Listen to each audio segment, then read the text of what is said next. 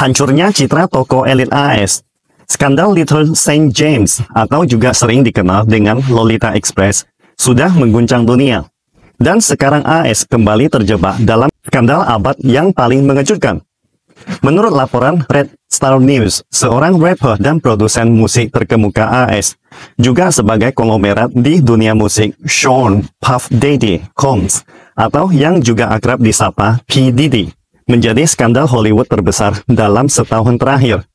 Dengan berbagai gugatan, pelecehan, dan kekerasan seksual, pemerasan, pembunuhan, hingga narkoba, dengan sederetan daftar panjang kejahatan yang melibatkan begitu banyak korban, lintas gender, termasuk korban usia di bawah umur. Kasus ini mulai terkuak sebenarnya sudah sejak 2023 dengan pengakuan mantan pacar Combs. Namun sejak saat itu, berbagai korban bermunculan dengan klaim kejadian terjadi hingga puluhan tahun silam.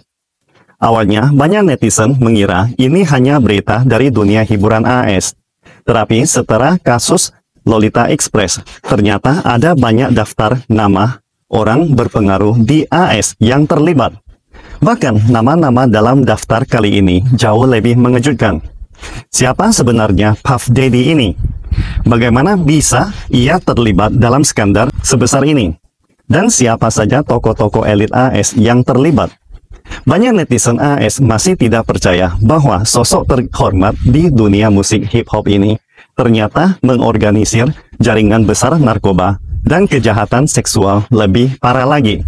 Banyak tokoh politik, bisnis, dan selebritas terkenal Hollywood AS pun terkait erat dengan skandal ini.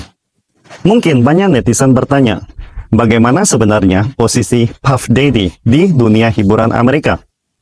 Musik hip-hop merupakan gaya hidup yang biasa disebut dengan kultur. Musik rap merupakan salah satu genre musik hip-hop yang sudah beredar semenjak tahun 70-an di Amerika dan bisa mendunia berkat peran kunci dari Diddy.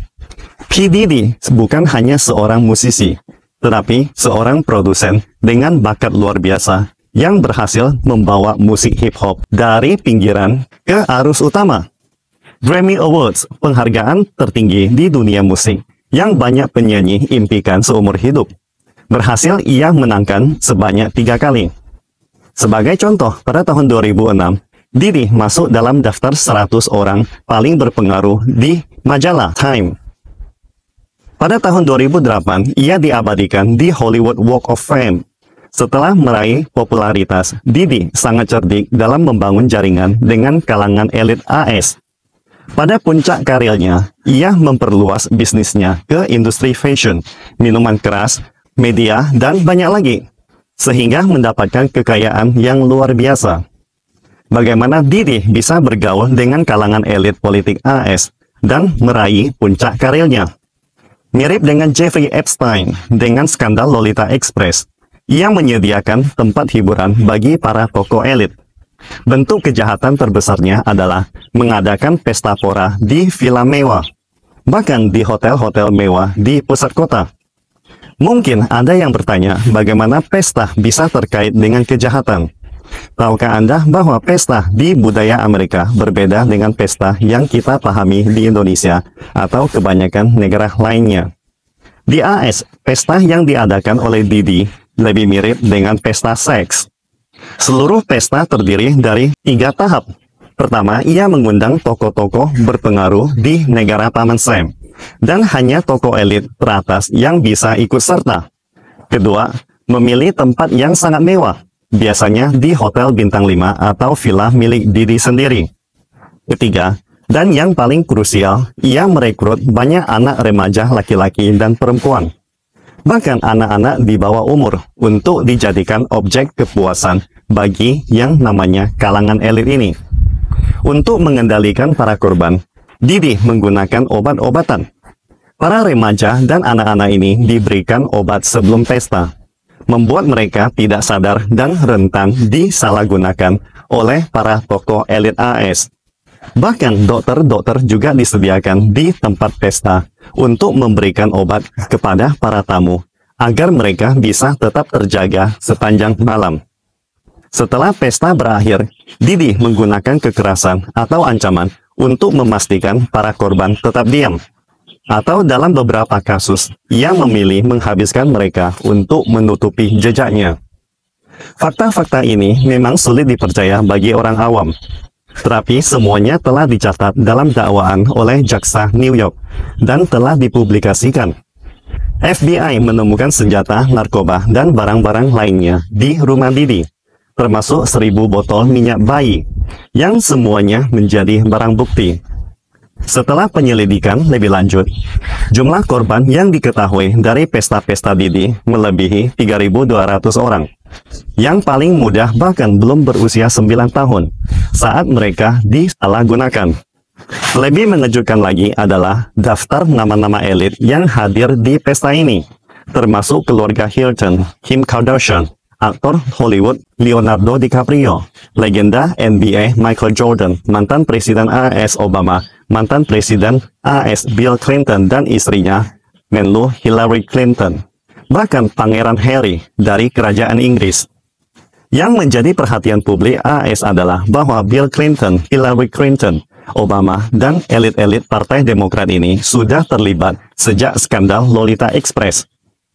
Mereka adalah bagian dari sistem kekuasaan AS yang telah membusuk di balik tirai AS.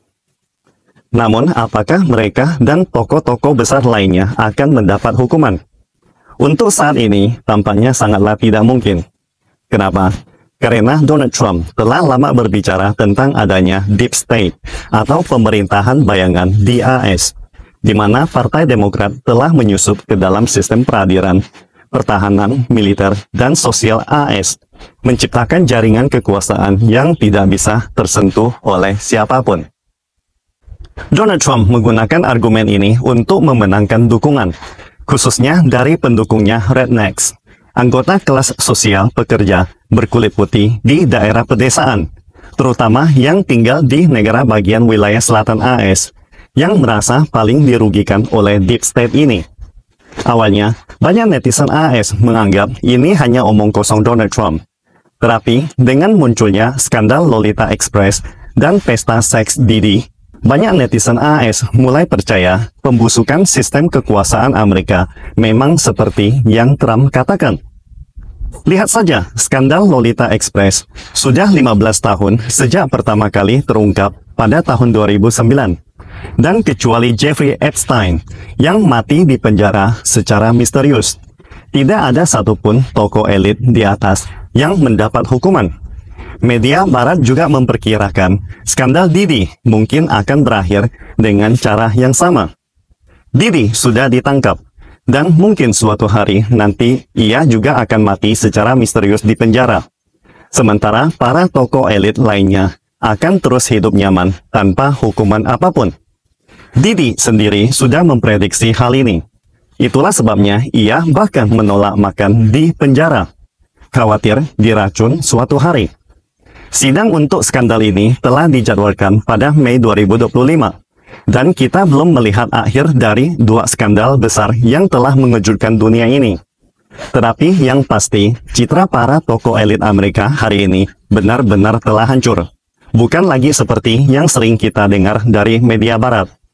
Banyak yang masih memandang AS sebagai cahaya harapan bagi dunia, membayangkan kehidupan di sana seperti di surga, penuh kesempurnaan.